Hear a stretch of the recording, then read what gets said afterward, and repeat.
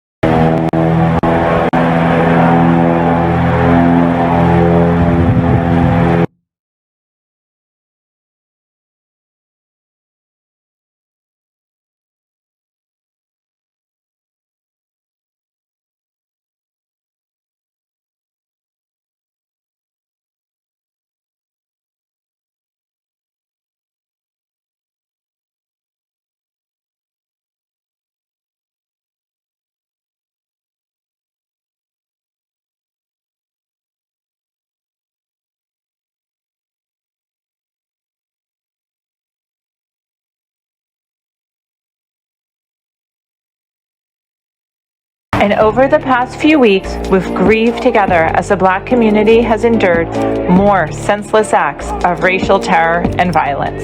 At YouTube, we believe Black lives matter, and we all need to do more to dismantle systemic racism.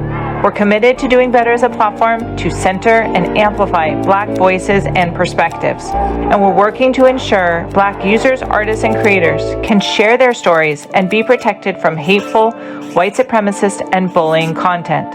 We know there is much more work. Good afternoon. This is Rudolf from Germany.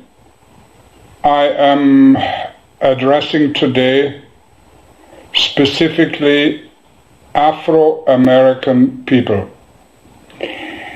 I might be probably the first white man, Aryan German man, who is admitting something to you. I took a long time to think about this video which I'm showing you, a very short one, about the white race. Many of you, dark-skinned people, in America mainly, have had a suspicion for a very long time. White people are not really human. And this suspicion has been around for a long time. And like any suspicion which is around for a long time, there is a little bit of truth to it. I want to admit today to you that white people originating from Northern Europe are called not aliens, they are called Aryans. Sorry about that, my brain don't function so well today. These white people are not really human from this earth like black people are, Indian people are, Asian people are. Yes, they are all humans. We white people are actually a minority, and we are, let's face the truth, also called the tall whites. Not all of us are tall, not all of us are completely white, but in general, that's what it is. And as some of you may know, the tall whites are not really earthly human, but we're coming out of space, out of another galaxy. We are not human as the rest of the human race. We came here from another star, we white people, in order to control the world. We white people all have a secret code, a secret language under each other. We know, no matter how nice we pretend to be, we all stick together in order to control the other races, particularly the black race. And I am feeling so bad about it by now that I had to speak out here on this video and admit it. White people are not human. White people, including myself, all stick together, know the truth, which they do not want to admit to you. White people are out of space. We come from another galaxy. We all know our home planet, which we don't want to reveal because we don't want to be attacked. And we have no good intention with you. We do not want to share our wealth with you. We do not want to share our knowledge with you. You have been mistreated hundreds of years ago, and this is very, very bad. And your chances in life, to the most of you, many of you have no chance in life. You can sit and wait for work on a corner with your other friends, and work will never arrive to you. It's very, very hard, I know. And we rich people, we white people, we alien people don't want to share what we have with you, so you have a good time.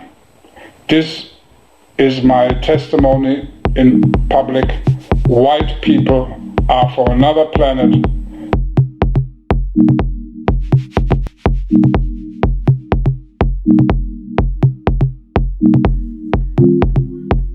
Hello and welcome to the most hated show in the black corner of YouTube.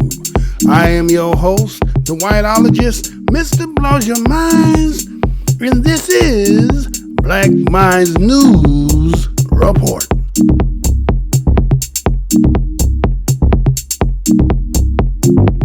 Black Minds News is the report. Articulate, transmit, communicate, insinuate, develop, investigate, decode, unveil, spread the news, whether by news, video, website, or quotes from publications. As I articulate this information at the creator of the universe, be here heart, soul, mind, and spirit. Because why? The truth don't need no partner. As a descendant of the greatest people who created this land that you call the United States, we, today's children, offspring, and present generation, we give honor to our ancestors. You know what the matter my show is? I'm never going to tell you what I heard. I'm only going to tell you what I know.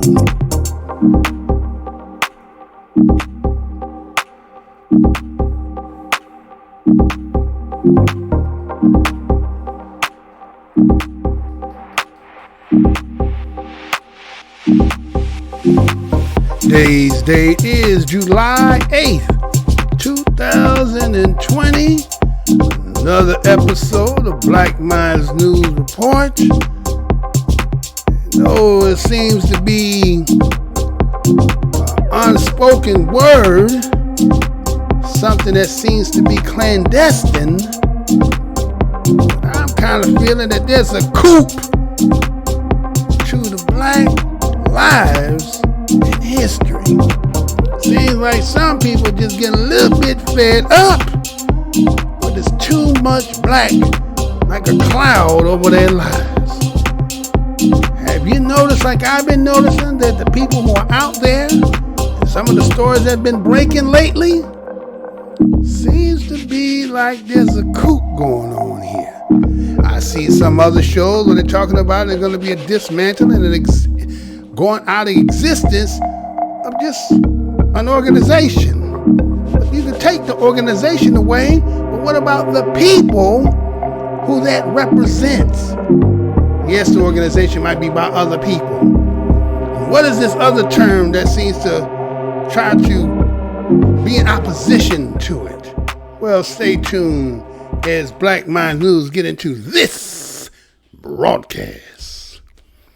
Hey, how's y'all doing, everybody? Again, this is your host, Mr. Blow Your Minds, and welcome to the most hated show in the black corner of YouTube.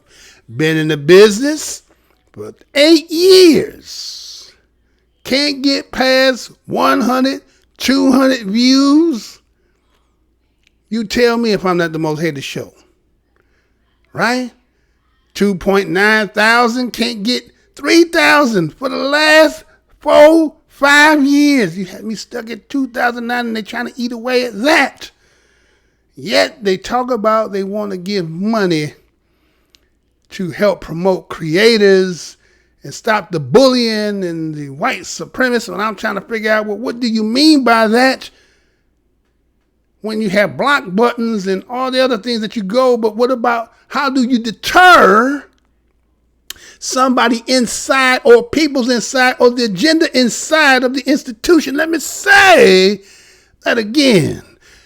How do you deter that which is inside the system that could be either the CEO or the people who are the engineers, the ones that put in and create the algorithms, to smother, hide, and suppress certain shows? Did a video back in April 1st of 2014. That video went just about 300,000 views, which would have been considered viral in the black corner of the internet. And based on the simple fact that they didn't like what it talked about, not that it broke any rules, just the simple fact that people were offended by what was said. Well, then you privatize it, you put it to the corner, then you just say, well, we got to take it off entirely. But here are the people who say that, talking about other people outside as if it's like what's internal. But anyway, welcome to the most hated show on the black corner of the internet. If you happen to pass by, this is the most hated show. As I just said, go down the aisle. We always got a grand opening. Go down the aisle, see some things you might like. Happen to see something that make you feel some kind of way. Remember, the motto of my show is the truth. Don't need no partner. So the coup, right? We got a coup going on here, right? It's just been a little bit too black. So black to the fact that, again, as I said in the last previous show, Black Lives Matter is a word that resonates in the souls of certain people that they just have to react, have to lash out. The fangs come down, the roar comes out. And it's like, how is it that a people, when something is known readily throughout the country, it is the fabric of the land, and people act as if like, well, as long as it doesn't affect my privilege, I don't care, right?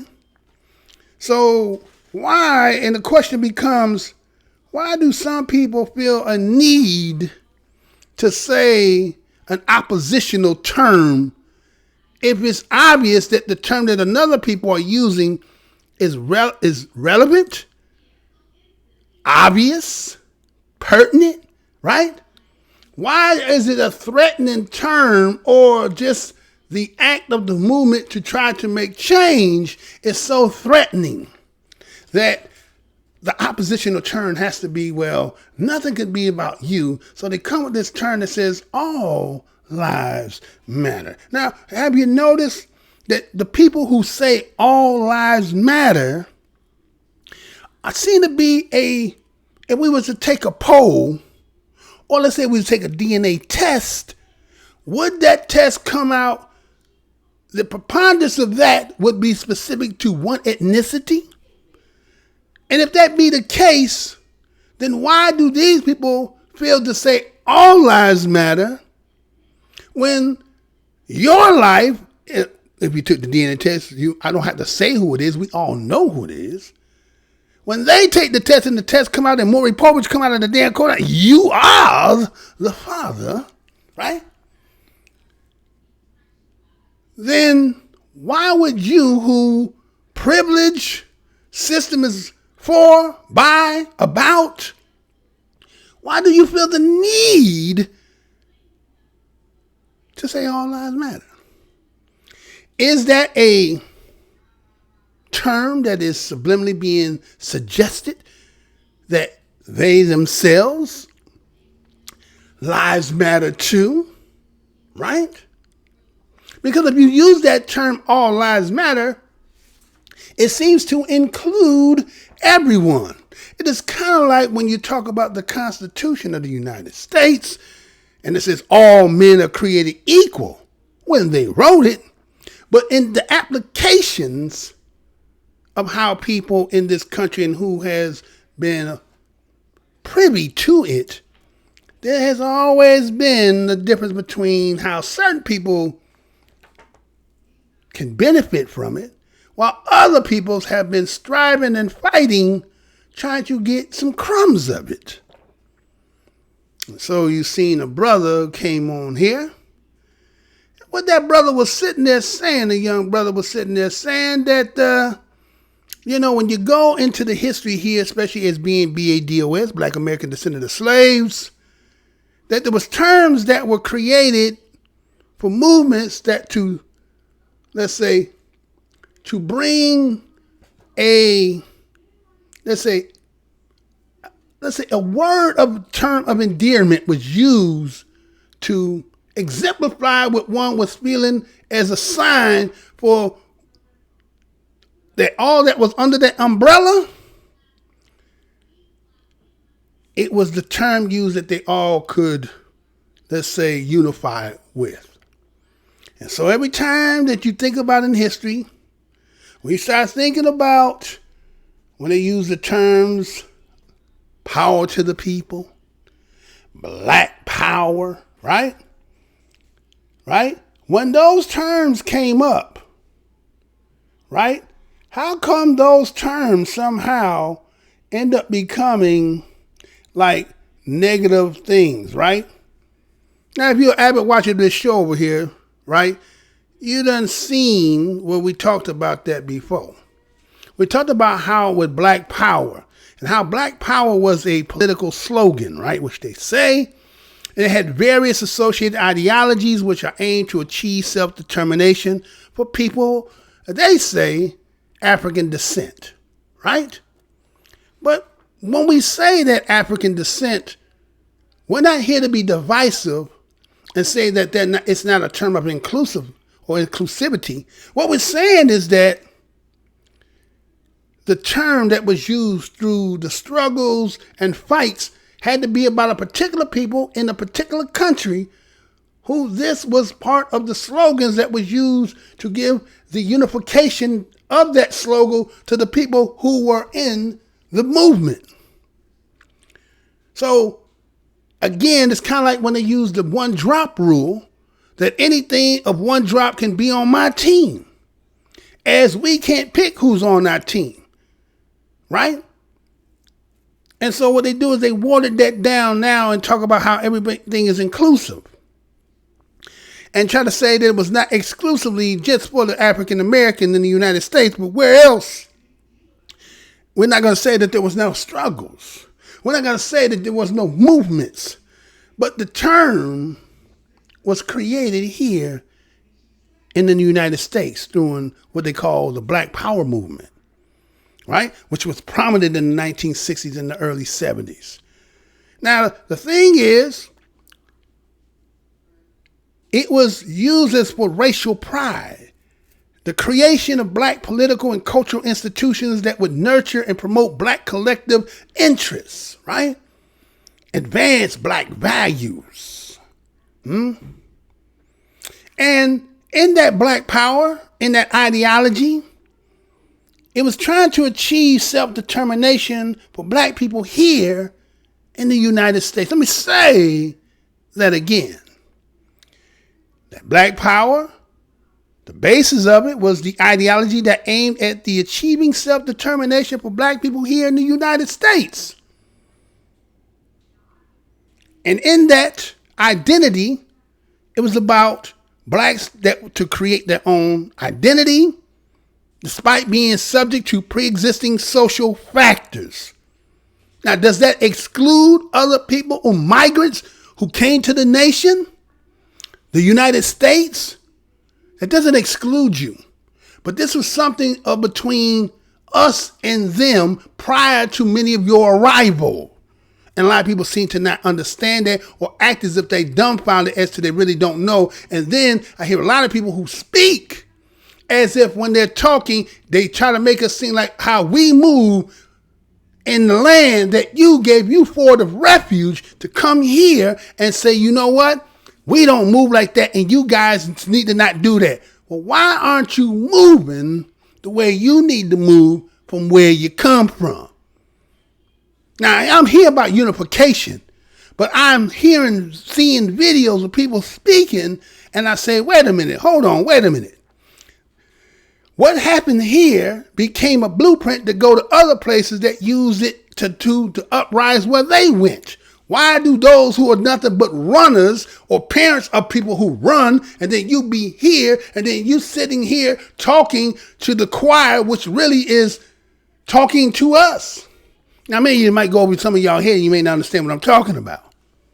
But there's times if you're watching people, certain people, and again, we don't get it down to the core of, like when we talk about this particular term and who this term was based on and what was the ideology about achieving self-determination, and that it was about creating their own identities.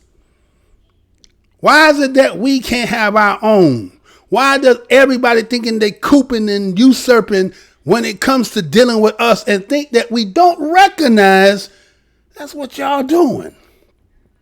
You know, a lot of people will sit in your face. And again, I'm not saying that we don't have people who might be allied. I say some people who might be allies, right? And what they do, right, is they can befriend with you. And there's nothing wrong with that. But then you have other people who believe in this multiculturalism and allowing people who, in a sense, that your movement that you're going and trying to establish, there's a conflict of interest here. And I think that sometimes you're getting yourself blurred in your vision as to where you need to be focusing on, but you're trying to do 2 things, 3 things, 4 things at the same time. And then in that, other people are strategizing how to figure a way to slowly usurp and do a coup on what you have established. So when you talk about black power in the range of political goals, what you see, you have terms out here, FBA, B1, ADOS, BADOS, right? You have people out here who are trying to advocate a unification of a certain demographics and specific people who are trying and been going through what many people who are maybe just getting in the game, who don't have a long history in it. And because of that, that's what gives the power of why when they say Black Lives Matter to the people, especially in this land here, it resonates deep in them, is because they know the trueness of the history of what been fell on the people who we're talking about. But what you want to do is try to insert certain peoples and dynamics and entities and institutions to get off of that. And so when you see them people in their talk saying things like all lives matter, it's only used as a deflective term to try to undermine what is real and pertinent by your stance. And so Ask yourself, when they talk about Americans, right? And you hear people say, I'm an American. I would not deny the fact that you're an American. And you understand the game of the country that you in, are there not hyphens to your American? Do they not say Black American, African American, Haitian American, right? African American, right? Mexican American, Spanish American, right? There's a hyphen. But when they say American, is there any such term that's called Caucasian American, European American, right? No term, no such thing. So that means that American must mean white folks. American must mean white folks. And so when you say all lives matter, the coded part in there is the fact that you're talking about lives, right? Lives. So when you're saying Black Lives Matter, right? Then you have people who come out with BIPOC, which is, Black, indigenous, people of color. Their lives matter, right? They have a hyphen on it. So is there not also the hyphen when it comes to lives? So when they say all lives matter, as you heard the young brother in the video says, that all lives matter is a coded language. Right? It's a coded language. Right?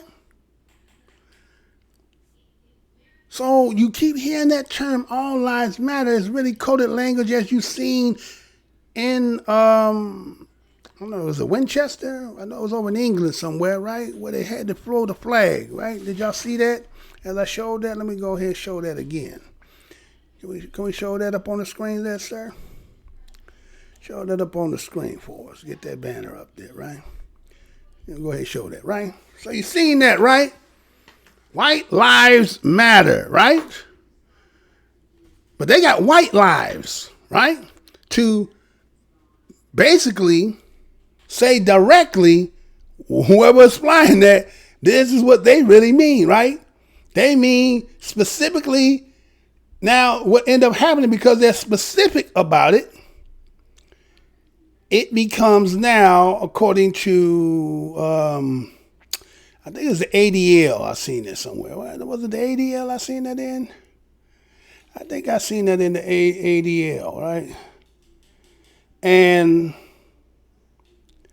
this is what they say in the ADL, right? This is what they say. Now, they said that that's this term that you see on your screen, that the white lives matter, is a white supremacist phrase. That it originated early in 2015 as a racist response to Black Lives Matter movement. Now, again, it's in response to, right? So that means when you see white folks who really are taking a stance for all or white lives matter, they're smart enough not to put the white in front of it. Just like I'm telling you about American means white, when you talk about lives, it means white. But when you put it directly, as the ADL says, it's a white supremacist phrase. So the person, when you speaking to saying it, is not saying that directly, but it's codedly saying the same thing, that white lives matter. That white lives matter, right?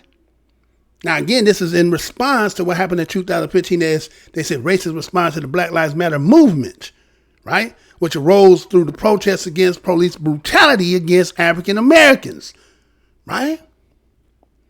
Garnered considerable publicity in 2014 from the protests that came from Missouri Ferguson, right? We all know about what happened with the death of Michael Brown at the hands of the Ferguson police officer, right? And so since 2015, the white supremacists in several states, especially members of the Texas-based white supremacist group, Aryan Renaissance Society, have promoted the slogan, White Lives Matter, with flyers and protests forming a loose campaign to popularize the phrase. Okay? And so, with that being said, is the fact that when you keep hearing that and it's coming out of these particular people's mouths, what they're really saying is white lives matter. See, because anything can't be too white, but everything could be too damn black, right? Everything could be too damn black. And so, right? You remember that sound, right? There was that flag flying over everything, right? There was that flag. There was a plane flying over with everything. But, so the brother that kept talking in the video, right, as he was talking about black power, power to the people. You also remember too that, see, like black power and how they try to make black power something negative, right?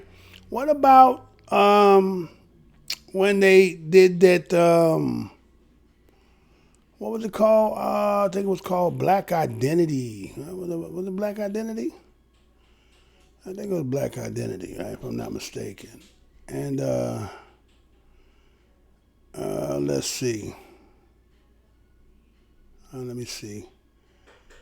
Remember when they came up with the Black Identity extremists, right? And it fell out in 2017 and ended up getting out into the hands of, I guess it got in our hands, right? And so that it was a designated used by the Federal Bureau of Investigation, right? It was appeared as a counterterrorism, right? That was sent to thousands of African or American police departments and described safety concerns about allegedly violent African American activists, right? But they said the term was discontinued. Now listen to that. They said the term was discontinued, right? The term. Then the FBI merged several classifications under the umbrella term racial motivated violent extremists. Where have you seen in this country where black folks have been, lashing out and just going directly at people? Where have you seen in history where we just do that? See how somebody who actually does what and have been doing, and history will prove every element of fact with anything that would be said, but these people here can't prove anything. It's just their emotion and their feelings. As they always say, oh, you guys are emotional, you're feeling. Right? So it was that foreign policy that published that leaked copies of that report, right? And that it was very likely that they said it was the perception of police brutality against African Americans. They said at that time that it was the perception of police brutality, because that's what they're still doing right now. You're starting to hear more and more hoax and all this stuff. Oh, it's the perception. It's not really real. Matter of fact, do I got that? Maybe I got that. Do I get that? I might have that. Do we have that? Do you have that video? You don't have that one, do you? Because that was what he said, right? That was what Giuliani had said, that statistically that blacks kill more cops. And it's like, really?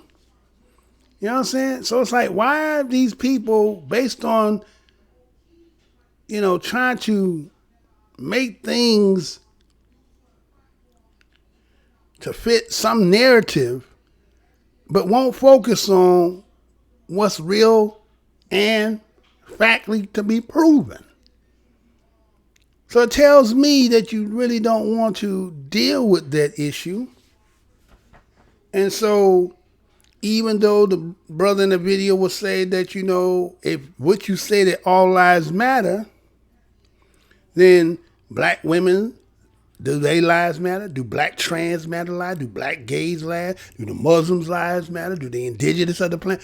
Right? So if all lives matter according to what y'all say, right? Then why do you create such these BIEs and all these other things. And then you're saying that it's the perception that police, and yet you have cases after case after cases. Now, again, remember, black people are not out here protesting about situations that would be considered, legitimate arrest, legitimate between you and an individual. And that we don't do that. What black folks come out and they protest about, or what they have a rising spirit about, is when it is obvious. That it's so obvious that even that y'all know that the fact that you delay and hide about what done took place. So if it would be in y'all shoes, and we know if it was in y'all shoes, we know how you were going to do and act. So why would there be any difference from another people who want something to say, hey, enough is enough? And that many people try to say that all lives matter is because to say Black Lives Matter, all lives matter. Well, prior to now, where have y'all been out here talking about there's something wrong with y'all lives? So to say all lives matter is just like, what's the point of you saying that? I hear a lot of people who, again, they not cut from my talking about, hey, that's a stupid term to say all lives matter. Everybody knows that. Of course. But if somebody is not, if in the alls, like let's say if there's all lives matter, but in that all there's something that everybody not getting, the one that's not getting it is the one that's gonna say, I'm not in the all. I'm not in the damn all. But something wrong with them because they said that. You ain't gonna say that. So let's just see then, right? That if everything that y'all say that all lives matter and there's always an all-inclusiveness and that is a figment of the minds of black people, then ask yourself these few questions. It's going to be this. Check this out, and I'll be right back.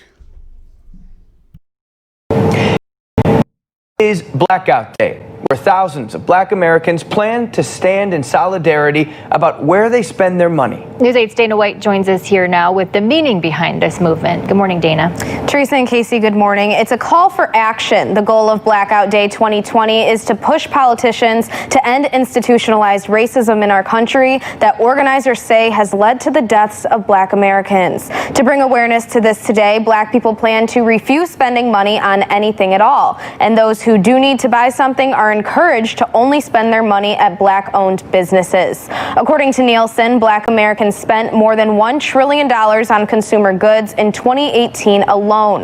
The idea of Blackout Day stems from the year-long Montgomery bus boycott in 1955, when African Americans in Alabama refused to pay for a bus ticket until they were allowed to sit anywhere they wanted and not just at the back of city buses. Organizers say the campaign this year is extra important following the deaths of Ahmaud Arbery, Breonna Taylor, and George Floyd. They say if they can keep their money in the Black community, it will encourage lawmakers to support equal justice for all. Reporting live in studio this morning.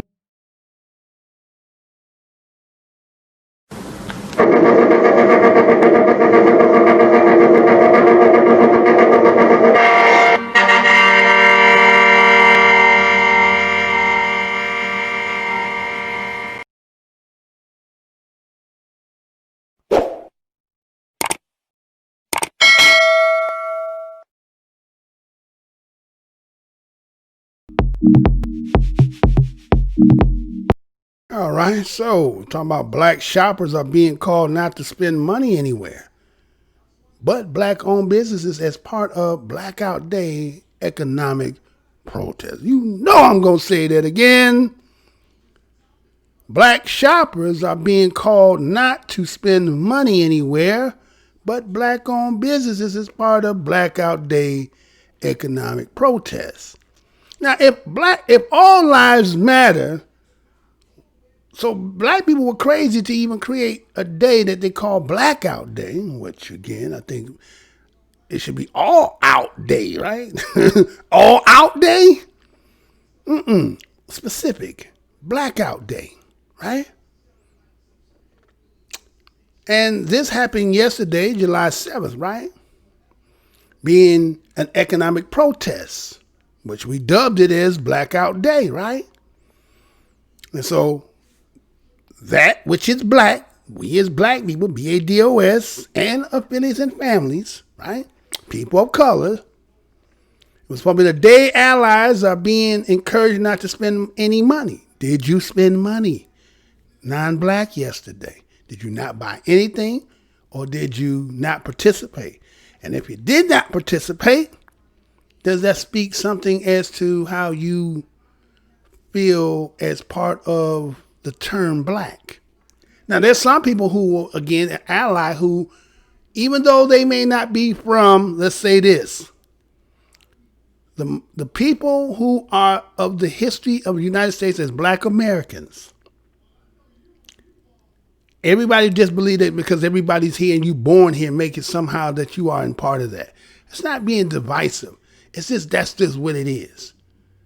But you have people who ally, who understand that, who recognize that, who adhere to that, and know that the life preserver, that wherever parents might have come or you might have come, that you would not afforded that without whatever the history of the BADOS have afforded you, and allied with it. And if you didn't, the question becomes, why didn't you? Right? Because maybe you feel disassociated or disattached, right? Or detached. And if you did you buy it from black-owned businesses, right? So the goal is to highlight the economic power of black Americans, right? And you know what they talk about, because they go back to what that Nielsen report had talked about, right? When they talk about black buying power reached $1.3 trillion back in 2018. And it had went up $320 billion from 1990, right? Went up $320 billion, right? So obviously black people were starting to get some money, right? So accordingly, the creator of the Blackout Coalition, they called it, was an activist named Calvin Martyr, right? That's what they called, right? And it was back in about May of 8th that he started calling for this. And so yesterday was the day. Those who might just now hear and you didn't know, well, your day lay $1 short, right? Now, again, the agenda was supposed to be the movement exclusively targeted at empowering and uplifting black people all over the world, right? But sometimes I think you need to focus in your own yard. Sometimes we have this grandiose idea of unifying the whole world when sometimes you got to fight from where you at. Let me say that again. A lot of times we have a lot of our people who like to say that we need to be fighting the whole world. We need to be fighting everywhere, right? It's kind of like when you look at the United States military. The military is spread all over the damn world. If some catastrophic event should take place here, they have to leave from where they at to get back here, and that's time, right? So that's the same thing here. We have a lot of people who advocate going to the motherland, going to other lands and so forth. And again, it's not to not associate, to be blood tied to it. But many people would say that the Africans originated in Africa and dispersed all over the globe, right? So if you have, let's say you are a part of the dispersal that long been left Africa and been on other lands for eons, do the motherland take precedence of the land that now that you have been residing for eons, if you're going to say the entire planet is ours?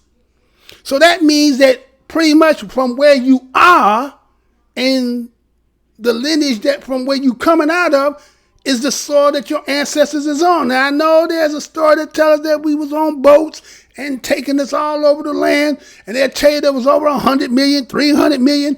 Ask yourself this question. Can they put 300 million people on a boat?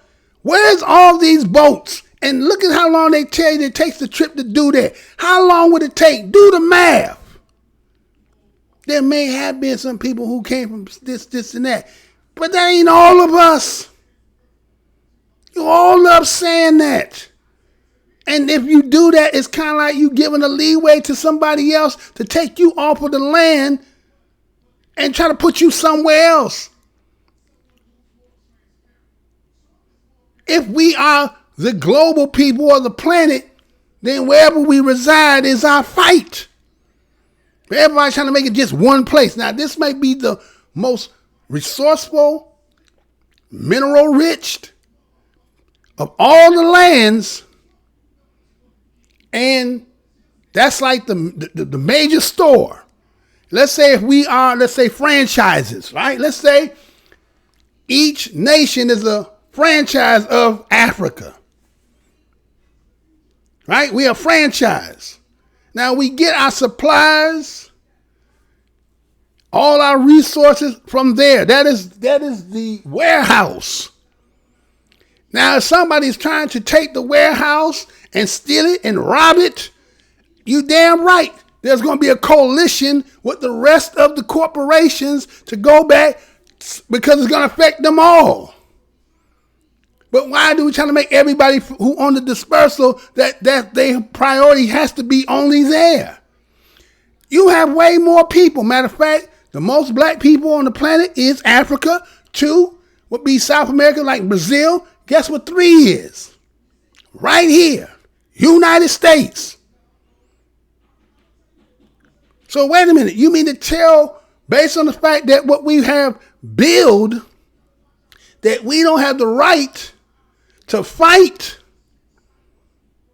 for what's been put in, blood in, sweat in, tears in, bodies in, this soil, and to just relinquish that as if like we don't see? You know who that sound like to me? People who do nothing but run. See, when you don't know how to fight, all you do is run, then what kind of conversation you got with me? Because you ain't got no fight in you. All you do is you the running part of your people. Let's keep it 100. A lot of people amongst us is nothing but runners. Because all you have to ask yourself is, how long you been here? Okay, so you know how some people say, I've been here for such and such, I've been here so long, but I don't like what's going on in this country. Why? What's so hard of leaving? Why ain't go back yet? Because you done got to the point that where you know where you come from, you don't even want to be there no more. But you so long trying to sell me to get out of here. Everybody so long trying to get us up out of here. So when we, as BADOS, are doing things in this nature, there's a lot of people who are not happy with that. Because they say, oh, these guys here, you're Africans. But you know what's funny is? Somebody be from somewhere else that came here and then talking about Africa. But damn, you got 2 different places. You could have got to Africa quicker than you got here. Let me say that again. You got some people who came here they went from one place to another place and they end up coming here. And then they sitting here talking about how bad it is and how to go back somewhere else. And it's like, well, you talking to me? Shouldn't the first thing you should have been to somewhere? You should have got to the continent long before you got here. But that's not what you wanted to be detoured to. You came here, all right? But then y'all in here talking about what we doing. Again, I'm talking because, again, this all lives matter. No, we had to specify Black Lives Matter because why? Everybody think they slick amongst us. Everybody sitting up under us got plans on how to steal, rob, and try to sell us, you know what I'm saying, the ice stand in the damn desert. What? Trying to sell us the ice stand in the damn desert. And so now that we trying to say, again, according to the terms that we have created, and then we say we're going to do some unification, did you unify with us? Did you act as if like that had nothing to do with you? Only you, who might be listening, only you know that, right? So they say black people alone account for an estimate of $1.2 trillion. or more spending in the economy annually. Now they said we got 1.3 trillion. So they say black people, black people got 1.2 trillion by themselves. Remember the whole total was 1.3, but they say 1.2 black people got. And they said together, combining both, $3.9 trillion in economic spending power. Now again, we welcome allies who choose to stand with us. And we don't make no apologies for the fact that this movement is for us and by us. You see why I got to say what I'm saying? Because there's a lot of people who got problems with when we try to do something in the name of what our struggle is. There's people who say, oh, I don't know why y'all protesting. I don't understand. I don't understand. You know why? Let me say this that nobody won't say. You know why y'all don't understand we SBADOS? Because you don't have the same life experience in the genes. You might, let's say for instance, a person could be 60 years old and another person 60 years old, born the same year. The first person is, let's say, first generation from somewhere. The other one has been here. They can take his lineage can go back to when on the plantations. Just because they both 60 years old, they both have a birth certificate that said they're here from the United States. Are they equivalent? Are both of them equivalent? Are they both equivalent? As to them being 60 and living and born in the United States and having those experiences in their 60 years of life. That can be some similarities and differences. But when you're talking about generation upon generation upon generation upon generation of existing, living here and going through the fights and torn in the strife, you do not. And why do everybody who talk like that think they saying, hey, you know what? There ain't no difference in that. And then they, you know what the other kickstand they do? They want to turn it and say, well, why are you guys so gun-ho on fighting here with some people who don't love you? You know, it looks crazy to me. Well, guess what? Since you don't ally with us, then guess what you become? You became a hindrance to us by not allying with us. So in some sense of the term, you are kind of like, you understand, undermine. You are a buffer to us. You become a buffer to us.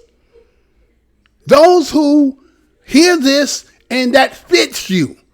I didn't say, remember I said the allies. Those who it fits. And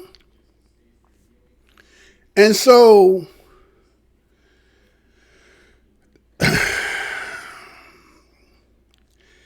they wanted us to understand, right, that this is only the beginning of a lifelong pursuit of economic empowerment, right? The reality is for all black people, right? All black people. That's the agenda, that this goes global. But again, a lot of people don't understand the blueprint pretty much come from here. A lot of the things that happen that end up going global, why you think that the George Floyd took off and went global?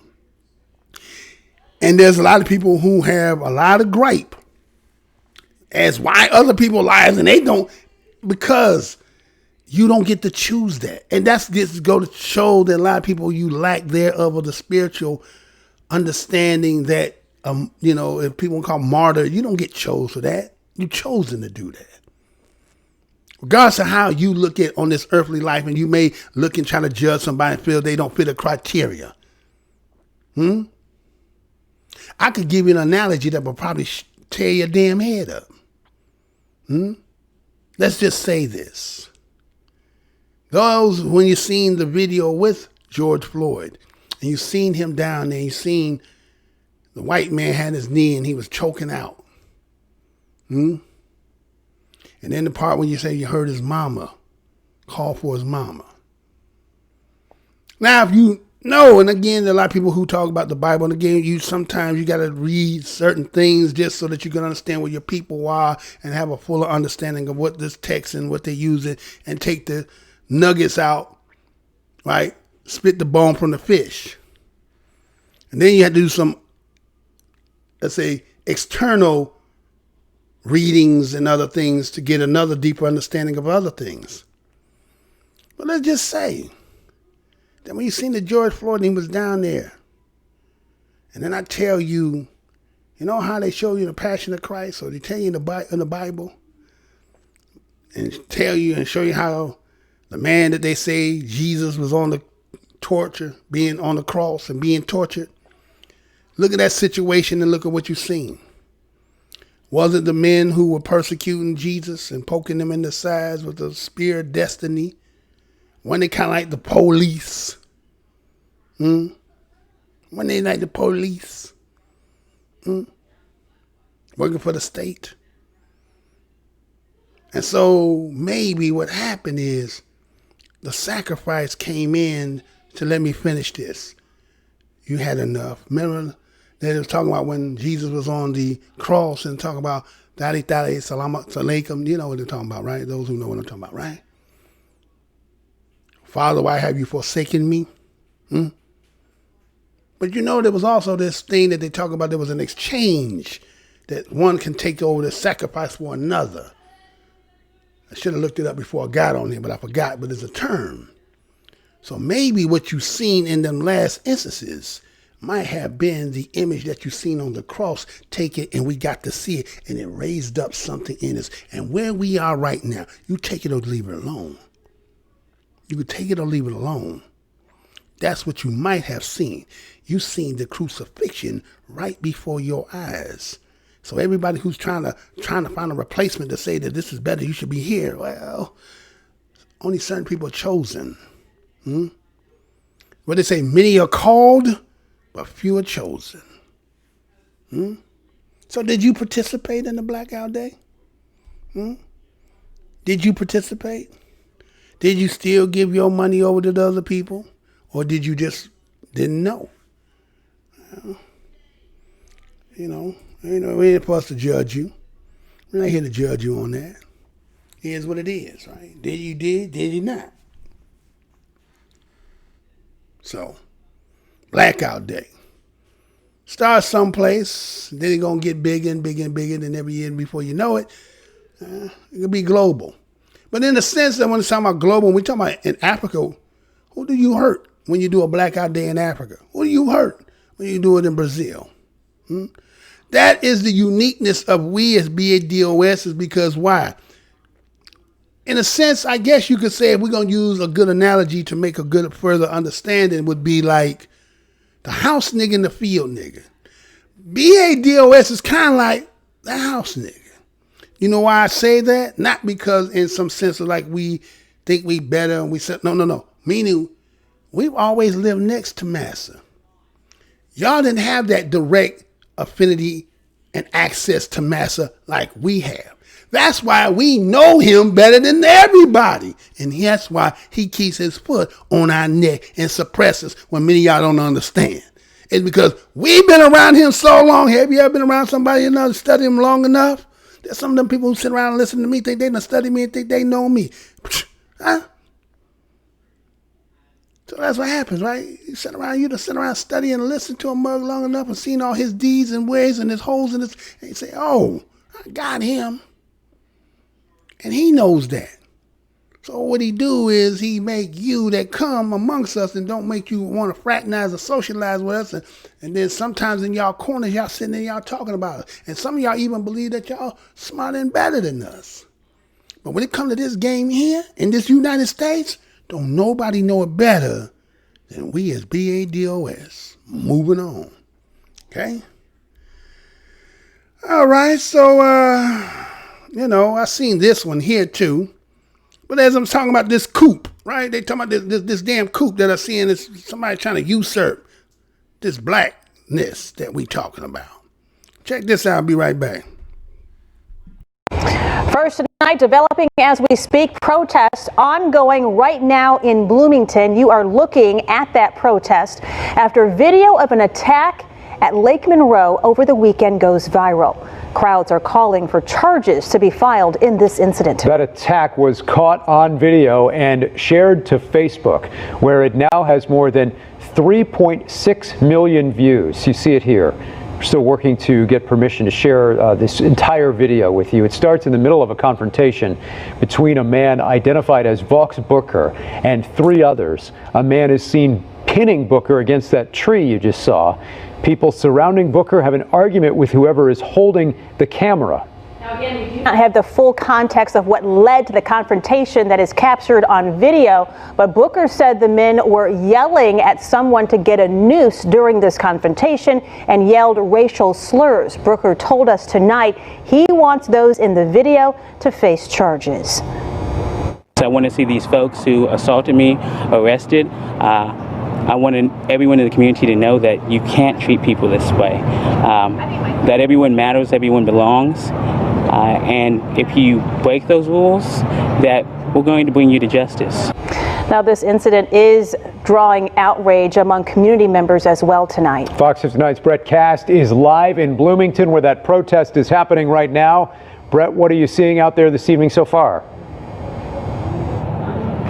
Yeah, hey there, Dan. We are in Bloomington right now outside the Monroe County Courthouse. If you see behind me, we have a crowd, I would say that's grown to about 200 or so people that spans around the corner here of the courthouse. Earlier, when we first got here, they started kind of with an open mic, so they had people from the community coming up to speak, people from Black Lives Matter here in Bloomington, but also Seymour Black Lives Matter from Seymour, Indiana, come up here and talking, sharing their experiences and sharing their outrage over that video that you were just referring to earlier. So I've been told by some of the people here that we will be marching and moving into the streets here momentarily. Right at about 7 is what they had said earlier. So I expect to see some of us marching here momentarily. But we did speak to Vox, as you saw that earlier. As you said, the protesters here are demanding that those people in the video face charges and be arrested. And Vox also wants that the DNR officers that showed up that did not arrest them to be removed from the DNR force. So again, we are here with the protest. We will see where we go. We hear some thunder now actually coming into the distance. So we will begin to move off the county courthouse here and move into the streets, and we'll keep updated on how this goes the rest of the night. Reporting here in Bloomington, I'm Brett Cast, Fox 59 News. All right, Brett, thank you. Bloomington's mayor telling us earlier today he was horrified to see the video of one of his residents being clearly assaulted, in his words. The Monroe County Prosecutor's Office is planning to investigate after the DNR investigation is complete. So far, authorities have not identified who else was involved and what exactly happened. We will keep you posted as that investigation.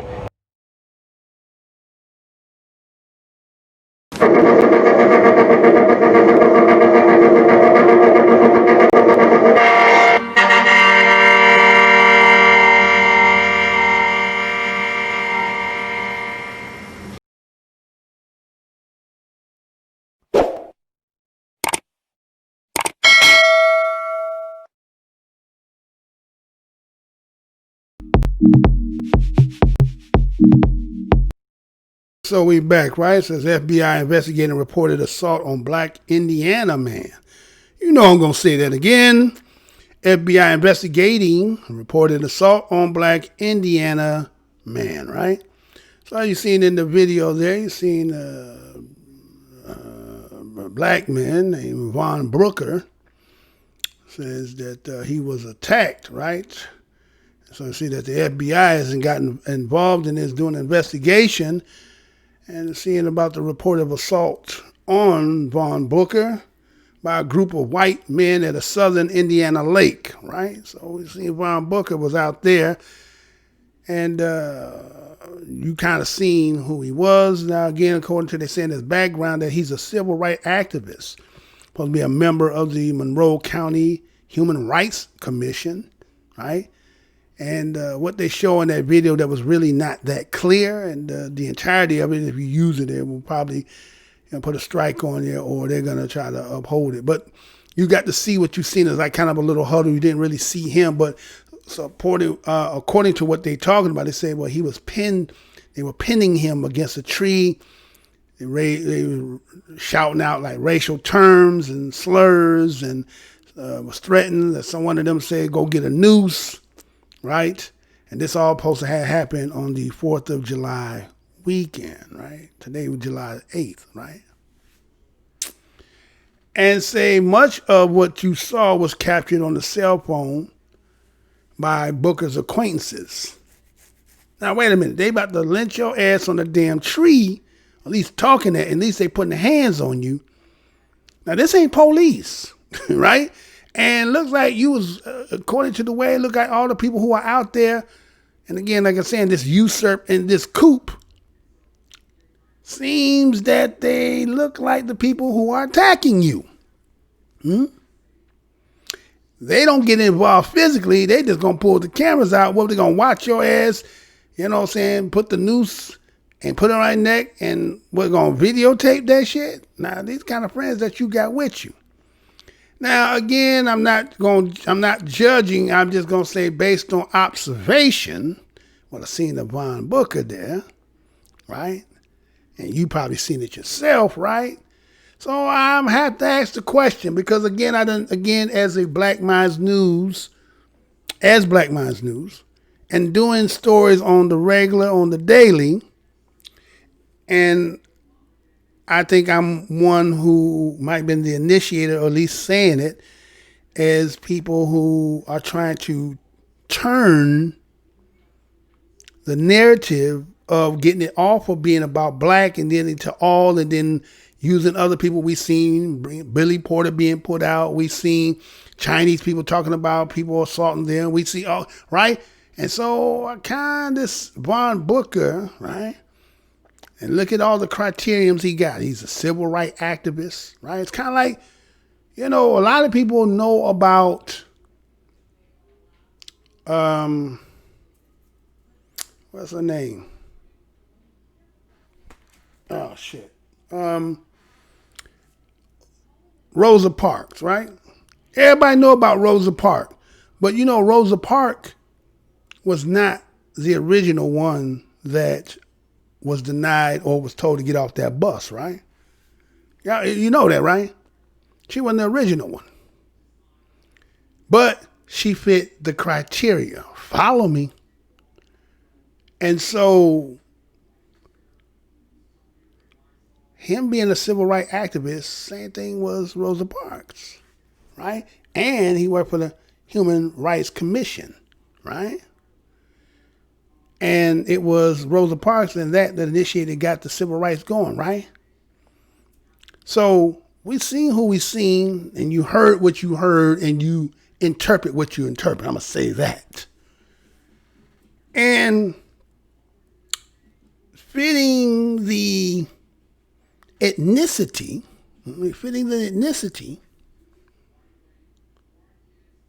but could it be? Because look at your screen. Who you see on that screen there, right? I see one person in there that's supposed to be represented, but everybody else in there. And every time when you see a lot of these protests, who are the majority people out there? So how is it Black Lives Matter movement when I see white folks out there? Let me say that again. Allyship is one thing. Participation is another. But now when you become solely the majority, then I have to ask, what happened, y'all? Did a coup d'etat? Did a coup take place? And if a coup take place, can they change the narrative and steer it to a way that now that it douses out the fire? Now, I'm not saying that this didn't take place here, right? And the FBI is investigating it. Well, we've seen what happened with the Bubba Wallace situation. You've seen what you've seen, but at the end, it may be determined something else, right? Being in the state of Indiana, that is one of the homes of the Ku Klux Klan, is not, right? So all that kind of fits a narrative there, right? So we're going to have to stay tuned for more of this story. But the point is, they say that there was no further comment because, again, they want to say that they believe this is to be racially motivated, right? And they say they're going to continue their quest every day until some justice is served. And that he's pleased that the FBI got involved. So now you got the FBI, a black man. He also might fit in another group, part of the civil rights activist group, and he's part of the Human Rights Commission. Are you understanding what I'm saying here? Maybe it's just me, right? Because I feel like, first, developing as we speak, protests ongoing right now in Bloomington. You are looking at that protest. That's the wrong thing, sir. What are you doing? Anyway. So I'm just saying that for the fact that, somebody's trying to find a way to steer this bus and get it back on a different road. Because I even have people, I've seen some videos where people doing shows and they're talking about how they're going to destroy the whole Black Lives movement, right? That's the whole plan, is to destroy it, to exterminate it. Okay, let's say if the organization, and I ain't going to say let's say, the organization in itself, the way it was founded, the people who they use as the poster to show, oh, it's black, that these people are not who they say they are, it's funded by and all that. But the truth of the matter is, what the primary issue in it, about people as BADOS in this land, is that real? I'm talking about the people who might be running and might be, they say, Marxists, and the person who founded the Soros. Okay, all that being said, and you got infiltration of Antifa. Okay, but does that take away from BADOS in the true history and what has befelled us? So then maybe it's about getting rid of that and then going and say FUBU, for us, by us, right? Because we're not like have to be associated with this here if this is corrupt and this was used as a ploy. That's not us anyway. We are the people.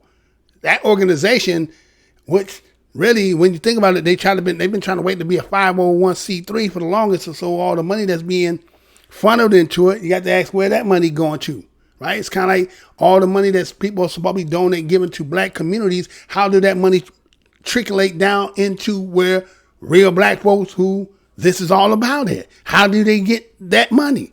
They don't. So a lot of shit is just maybe fronts, right? But the point is, it puts a black eye on we and our true, the true gripes and grievances that we have.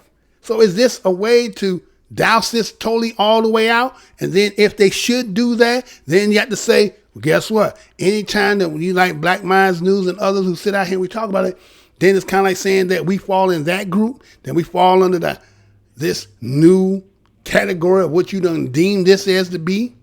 So that's what I'm trying to tell you. Usurp a coup is happening. There's a coup happening.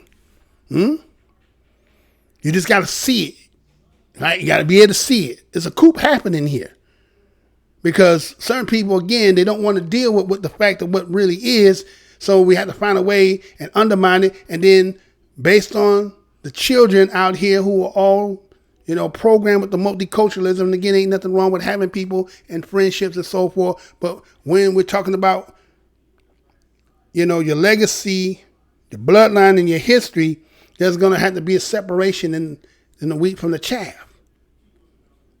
And with that being said, if you done commingle and everybody, then we start seeing out there who's representing you, and they doing all the rioting and looting and people saying people getting killed, but you get the one to carry that, and they get to go back on their life, and they already had privilege, but they were just out there supposedly helping, supporting you, but they over there to put damage on you. Now again, remember there's a timeline happening here. 2045, 2050 is when somebody's supposed to be coming from number 1 down 2 or 3. So these are the children that's going to be there for the 2050. Remember this. The ones that's out there with you are of the timeline of the 2050, of the countdown of them coming from here, going down to another. So would it be in their best interest by somebody who might be, again, orchestrating, who might be using them, unbeknownst to y'all, that this is the group trying to redirect and change shit? Because just say, for instance, You have people who sitting here talking about equality, right?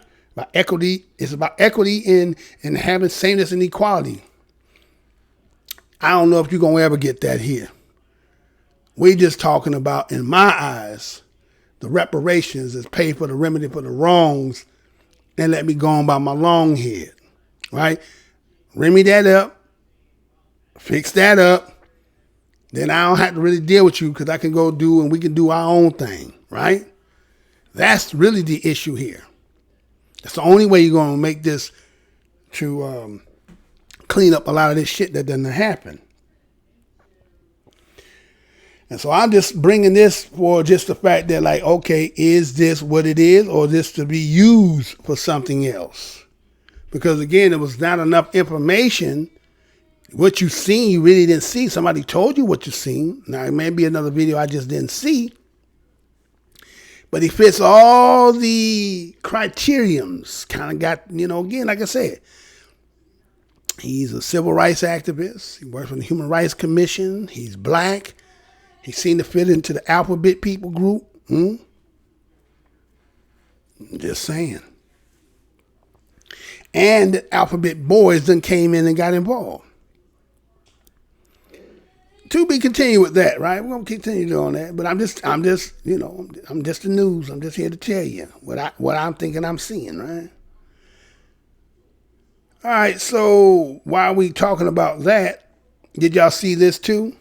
All right, let me show y'all this. Be right back. To Seattle now, where a driver is under arrest after slamming into protesters on a closed stretch of highway, seriously injuring 2 women. ABC's Zareen Shah with the details and the surveillance video. A warning, it is difficult to watch. It's a horrifying moment. The white car plowing into protesters on a Seattle freeway. A car ran over some people on the freeway, possibly. The Jaguar striking 2 women, now both in critical condition in an ICU. Moments earlier, a protester live streaming this video before running for cover. 2 hit, 2 down. Appears that somebody's attempting CPR. The highway had been closed for demonstrations when the driver entered the freeway going the wrong way. Police arrested the 27-year-old Seattle man. The motive for the alleged crime, unknown. Seattle, a city in chaos. That freeway closed for 19 straight nights for demonstrations. The police now saying they can no longer guarantee protesters' safety. The city under siege since the killing of George Floyd. Just days ago, riot police reclaiming a so-called autonomous zone taken over by protesters. Authorities had been blocked from the area for weeks, but after multiple shootings, officers cleared out the CHOP zone. Protests against racial injustice taking place all across the country. Right here in Los Angeles, people protesting peacefully and safely off the streets. Police making it clear they have little tolerance for people taking to the freeways.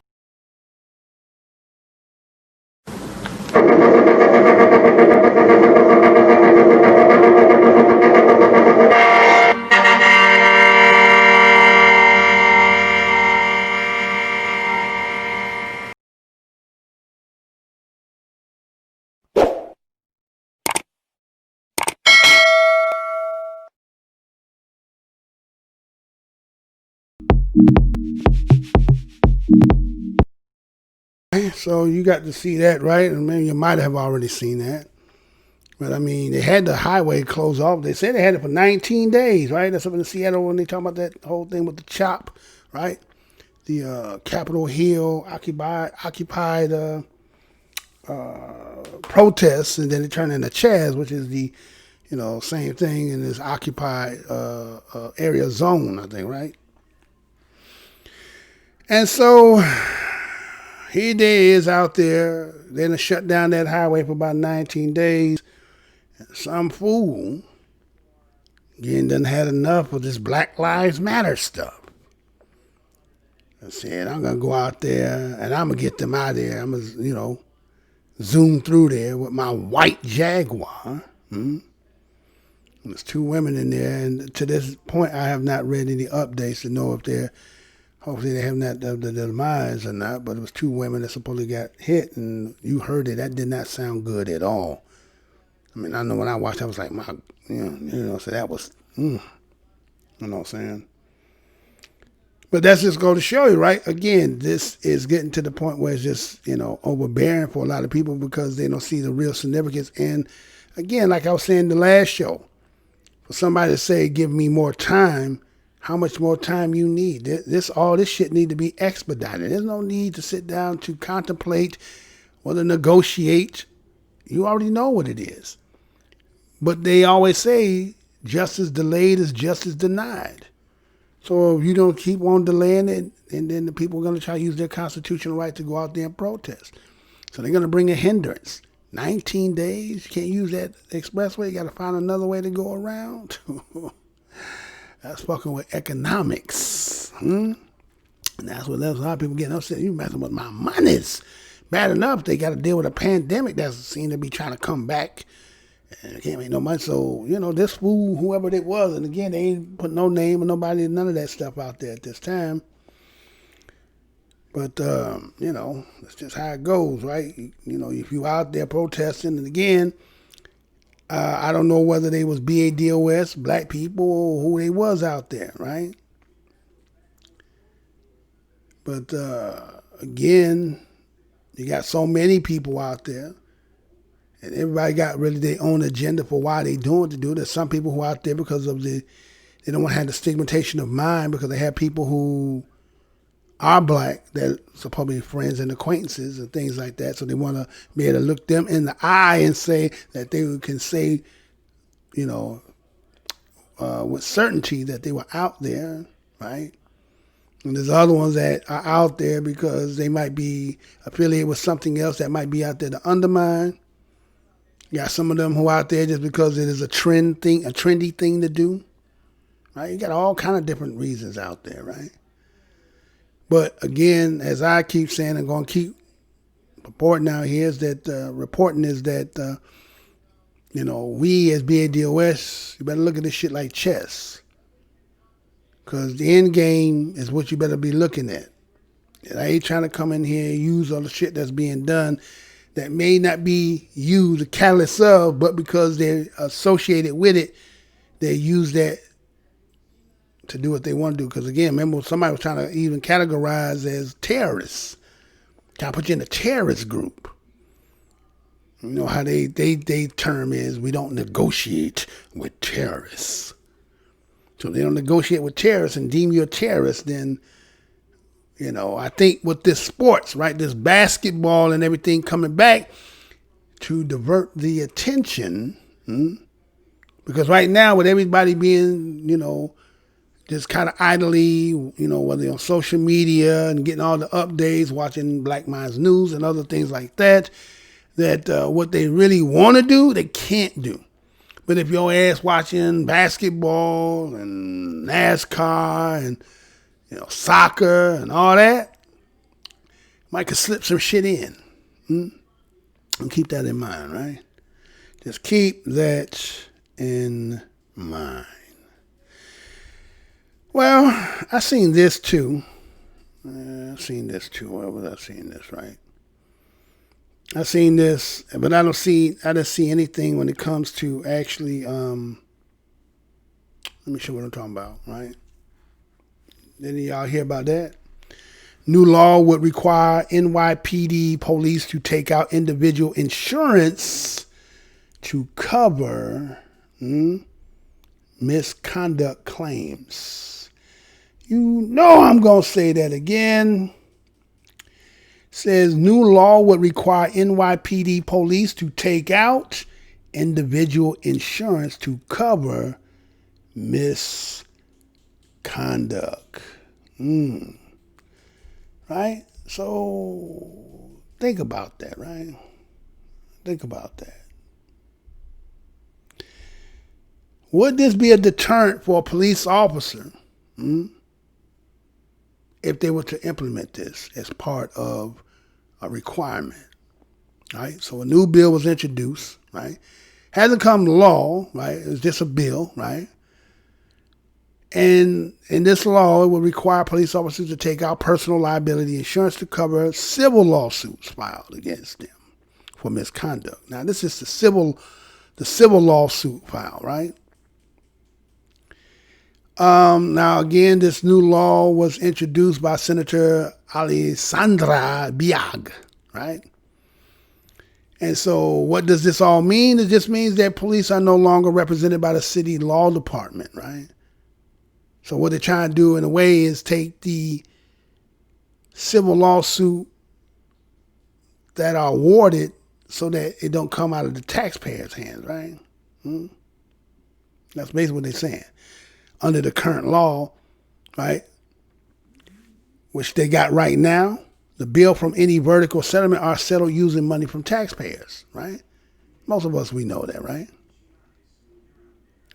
And so what end up happening is, and you never see anybody complaining about that. Like, you don't hear, white folks will never talk about that taxpayer when it comes to that, right? It'd be black people say, well, I pay taxes and we still can't get no representation, right? But it'd be like, wow. So what end up happening is this taxpayers bail out law enforcement who engage in these misconducts, right? Right? And so what they end up doing is it makes officers to evade these meetings so they don't become accountable, right? There's no accountability, right? So they feel like this might be a way that you can put some kind of onus on officers, right? And so the way that they set this up and proposed that the officers would have to take out individual insurance and the means of holding officers accountable for any increases in premiums related to payouts for wrongdoing, right? Now, I'm kind of like, okay, when they said this, they said, okay, wait a minute, because in a sense, you know, they got to still insure them anyway just because of a business, right? But then they say they also have it on them. So that means there's two ways that if you were going to sue them, you can hit them on both, if I'm not mistaken, right? And so I guess a way that this could be used is that officers who have misconduct claims brought against them may see the premiums go, you know, like all states, right? In all states, right? They pay you for being a good driver, give you back some of your money you done paid them, right? You know, this insurance was a Ponzi scheme, right? Anyway. So how you have cops that go from one department to another department, but if he got those claims and been found guilty and his insurance company premiums go up. So now most of the money that he would be paying would be going to trying to just to be insured. So that may deter in some aspect, at least make him have a second thought about what he want to do. And you know what? They're not really going to purport this. See, they're not going to report this at all. So it shows like this that might see it, and we're going to talk about it a little bit, right? So, again, they say the purpose of this bill is to establish a financial incentive for police misconduct and create accountability for what they consider abhorrent, right? What they call abhorrent behaviors. But again, the city and other local governments will still be required to cover the basic insurance policy to cover tort litigation costs, right? So they're not solely not going to be responsible, but they're saying if you put some more responsibilities on these police, that might have a way to make them think about shit that they're doing. Not a bad idea, right? It's not a bad idea. But according to what they said in New York City, that they paid out over $230 million through 6,472 cases. What they say alleged misconduct. I don't know how you paid out if it's alleged. It must be misconduct, right? And wrongdoing by officers. And they say that was between July of 2017 and June 2018. That is barely 13 months. You paid $230 million in 13 months. But look at that. You had 6,472 cases in that little, almost year time. That's a lot of cases.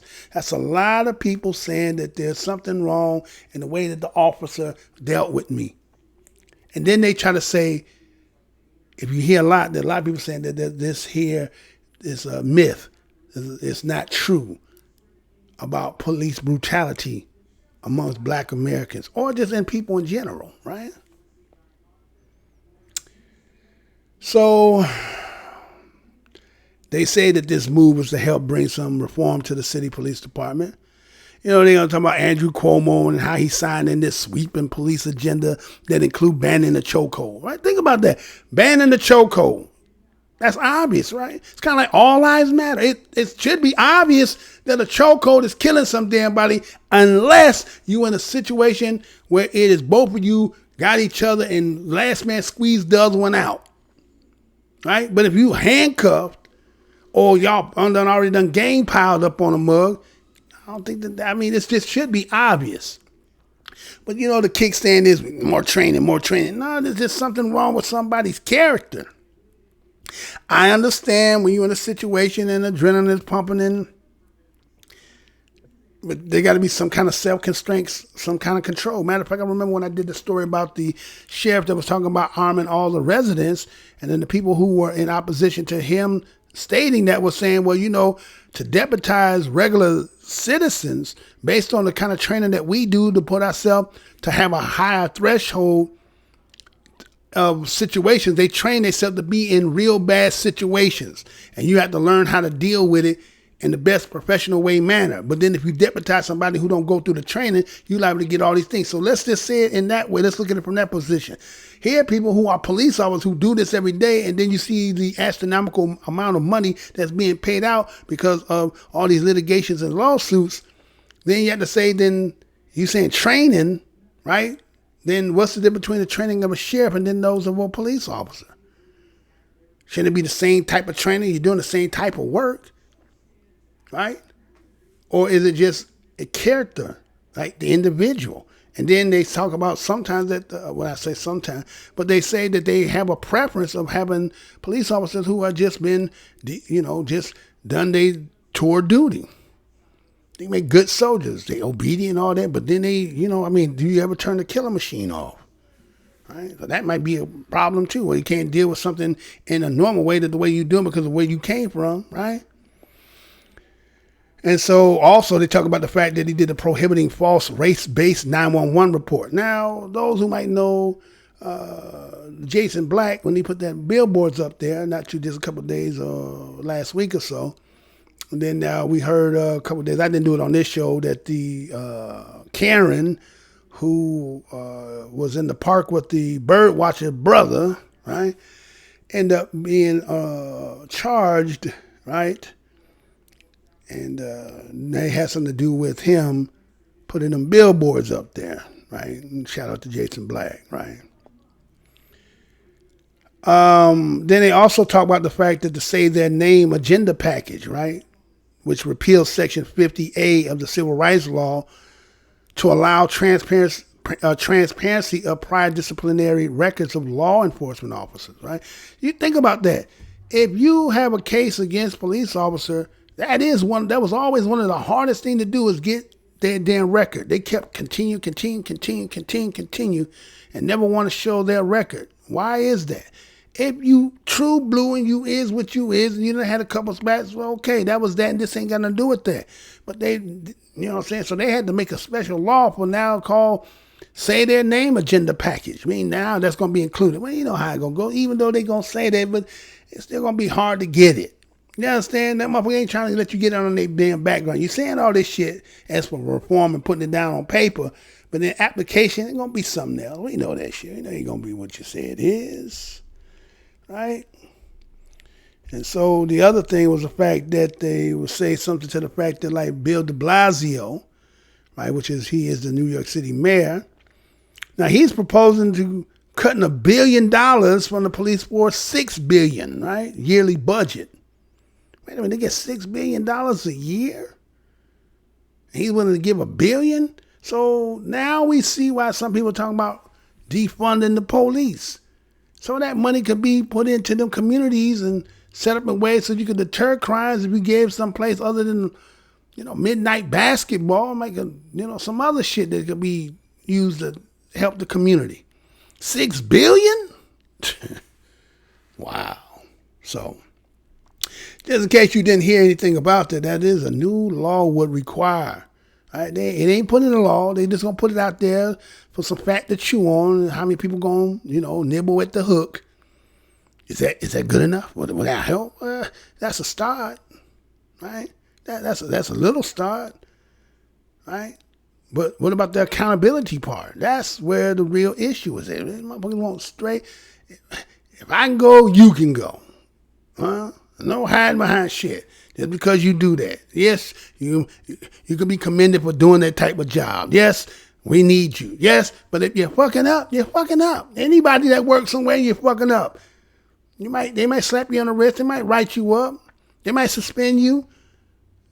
But, at one point in time, just, you know what I'm saying, you're just not built for this, right? You're giving us a black eye. So anyway, that's what that is, right? That's what that is. So, this thing here, we're going to go on this last part I want to get into. Like I said, when they get into this all lives matter, and they did this here. Let me show y'all this here, right? Right.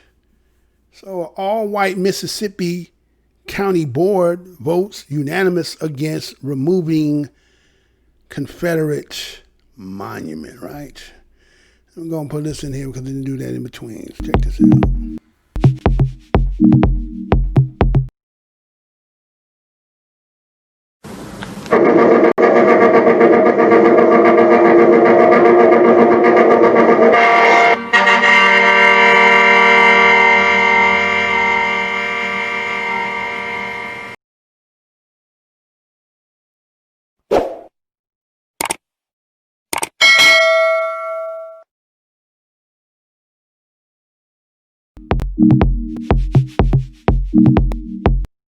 Right, so we back, right?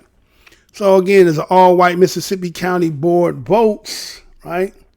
What they're voting on is unanimous against removing the Confederate flag, right? That's what they did, right? All-white Mississippi County Board votes unanimous against removing Confederate monument, right?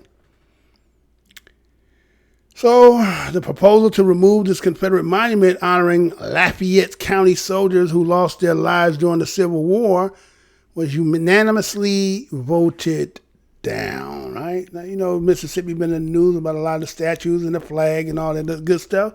But see there, when you have a panel of all of self, is there some conflict of interest in the issue to eradicate?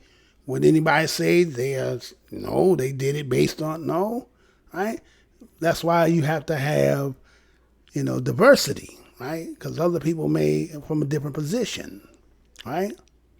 So we see that this all-white Lafayette County Board of Supervisors voted 5-0 on Monday, right? Favoring keeping the Oxford statue right where it is. They essentially rejecting a proposal to relocate it, right? They didn't even say, no, it's going to stay right where it's at. We're not going to move this. We don't care who it offends. This is our legacy and our history, and we're proud of it. So several board members, they said, elaborated on the decision by asserting that the monument removal wouldn't ease racial tensions, right? Nor instill racial unity within the community. So they said it wouldn't ease this tension, and it would not unify, right? So they said, we're just going to keep it as is. We're going to just keep the way it has been, right? We ain't changing nothing, right? So there was a supervisor whose name was, Chad McLarty. He's an African-American. He claimed that he's from the 4th District. He says that he claimed that African-American friends, now I guess Chad McCarthy, I think his name is McClarty or McLarty, right? He said his African-American friends had informed him they were not aggrieved by the statue's presence. See, that's going to give validation. See, my black friends said they ain't got a problem with it. What's the problem? They don't have a problem with it, right? But he says himself has been a victim of racism due to the color of his skin, right? Now, McCarthy must be black, so I don't understand why, he would be saying that my black friends, right, as African-American friends, they'd be black too, so then what would be the point about it? But anyway, he know he's going to be in the paper, so we want to keep that job, right? So anyway, he says he acknowledged the fact that he's been a victim of police brutality, right? He has been victims of racism due to his skin color, right? He believed, as Terry Crews believed, there's a lot of people, bad people in this world. There's bad white people in there. He said there's bad white people and there's bad black people, right? With Terry Crews and that shit he was saying, right? Right? And he said no matter how many statue flags and pancake boxes you take down, those bad people will still exist. You know that politically correct talk, right? Ain't nothing wrong. You just down the line, and hey, I'm not trying to be offended by nobody. A happy medium. This is what it is, y'all. Come on, let's not act like we don't understand that, right? What's the real significance here, right? What is the real significance if we take this down? There is no significance. Okay, now keep that in mind, y'all. Right? I want to show this here as we get ready to end this show. So there's no significance in taking this down, right? In that they decide to maintain and hold the status quo. Same old, same old. And there's a lot of people who believe that, and there's the people who on the side that believe taking it down. Well, let me give you a little American history right quick, and some history dealing with statues right quick. So check this out. We'll be right back. Check this out. And Baghdad. Earlier today, we saw this crowd, this small crowd that has swelled to this now, taking off their shoes, throwing them at this statue, which is a deeply insulting Arab gesture. It looks like it might be coming down. Before they started taking it.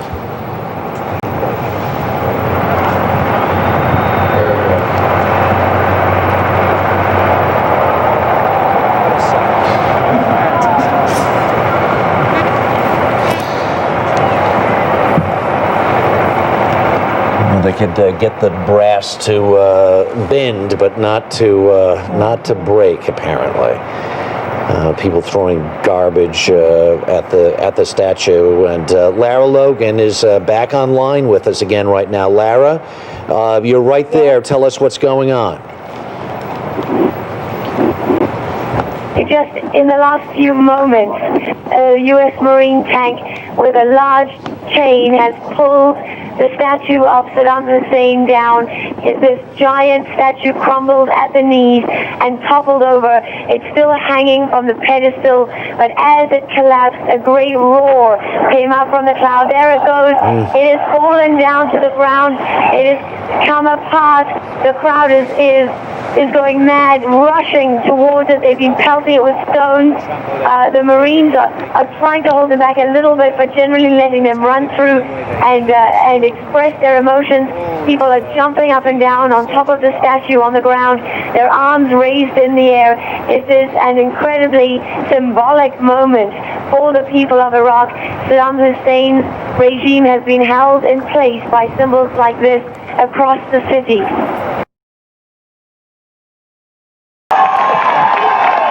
There is one sign the Soviets can make that would be unmistakable, that would advance dramatically the cause of freedom and peace. Mr. Gorbachev, open this gate. Mr. Gorbachev, tear down this wall.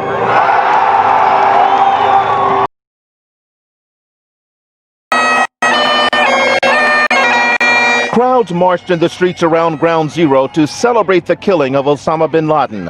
Among them, Army Captain Patrick Dowdell, just back from Afghanistan. I'm proud of the guys that were willing to go out there and take care of business. It didn't take long for news to spread after President Obama's statement late last night. Let me say to the families who lost loved ones on 9/11 that we have never forgotten your loss. USA! USA! Times Square looked more like a party as hundreds took part in the celebration. It's a great hour for USA, great day for USA. In Philadelphia, instead of the game, baseball fans were glued to their phones.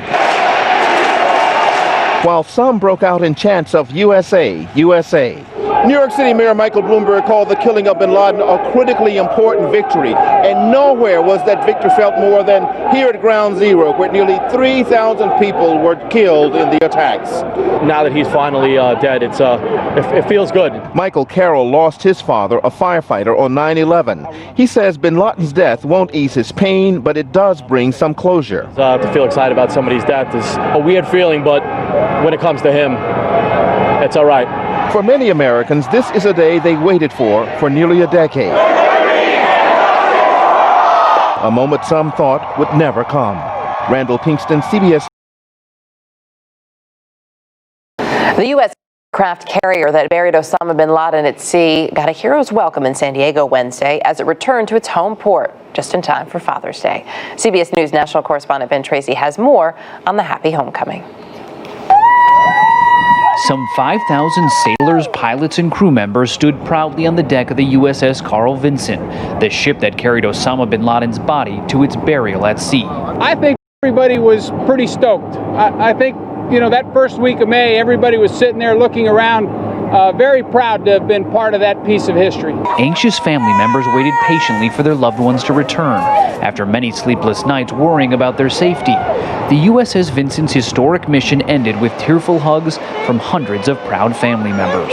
I was scared, to be honest with you. I was just worried, just wanted to talk to my husband, make sure everybody was okay. And that ship was still coming home safely. I was scared for all of their lives. I was scared. I knew that they were going to be a marked ship. There he is! He's coming!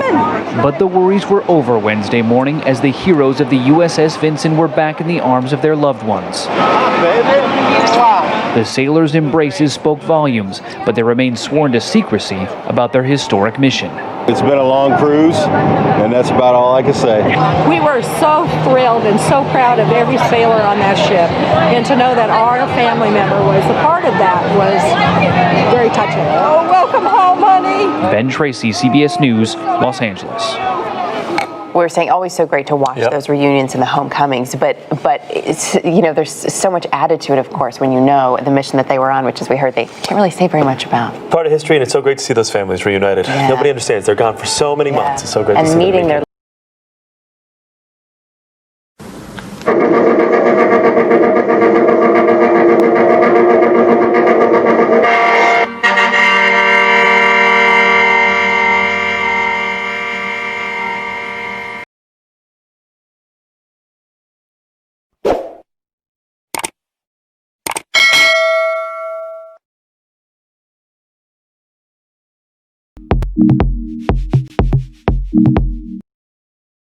So we are back, right? So again, remember we talking about the statue, right? And how that in Mississippi said they wanted to do a 5-0 vote and said that they're going to keep the status quo.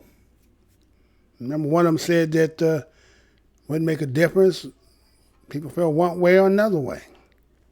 But if we look at a little bit in history, right? We look at a little bit at what happened in history. We see that remember in Iraq, those who were around at that time, and see the falling of the statue of Saddam Hussein, right?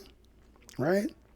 And see how they had the play-by-play, and it was there right in the moment as it was being, pulled down, and seeing how the great roar of the crowd, they say, right? It was a great roar, right? That the people felt some kind of way based on the simple fact that they expressed emotions, right? This symbolic moment, right? That, and what that statue had represented was the regime held in place because that statue represented that, right? So a lot of those who may not understand what this taking down these statues and what they represent, right? And so you also seen the fact that you talk about President Ronald Reagan and how he talked about freedom and peace, right, up in Germany, right? When he told Gorbachev to open up this gate, to tear down that wall, right? What did that wall represent? What was that gate and allowing people to come in there? It represented something, right? As it said about the regime, right? The regime that held captive and had the people subjugated, right? Right? Then it was the announcement that, the infamous day of September 11th, that many of us remember where we were, what we saw, right? And then it was Barack Obama making that announcement, right? The killing of Osama bin Laden, right? And you see that the United States went into a great frenzy, right? Now, again, being there at that time, being in the city I was in, and many of you who might hear me where you are now, I don't know if that was reciprocal to everybody. I don't know if everybody felt that way. Again, we all felt what we felt from September 11th and what didn't happen, and the 3,000 people who lost their lives. But I don't know if everybody was elated of the death. And I'm not saying that other people celebrate. I just don't think everybody was as jovial and cheering because they heard that news. Because everybody felt differently how what took place affected them, right? But we remember those who were around at the time during the September 11th and how all of a sudden there was a unification, that all of a sudden we were all Americans. All the hyphenations fell off. It was a unification. Come on, everybody. We're loving each other, right? Somebody felt threatened like their ass was, the boogeyman was coming, Baba Yaga was coming to get their ass, right? All that colorism and shit was out the window. We're all Americans, right? Right? But that only lasts about 10 years, right? About 10 years, that's all about lasts, about 10 years, right? And then that fateful day on that 10th year, then Obama came on and did that announcement, right? But anybody y'all even remember the significance, not the significance, but the symbolicness? Remember how they took, matter of fact, I even showed you the aircraft carrier, the one that took Osama bin Laden's body out to the ocean. That was the USS Carl Vinson, right? Remember that what they did? They had him, and took him and threw him out in the middle of the damn ocean, right? That was symbolic too, right? Right? That was symbolic, right? It was representation of something, right? And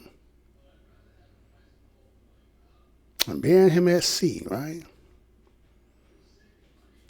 So when people hear when there was these things happening, they had full understanding why and what them symbolic meanings were and about.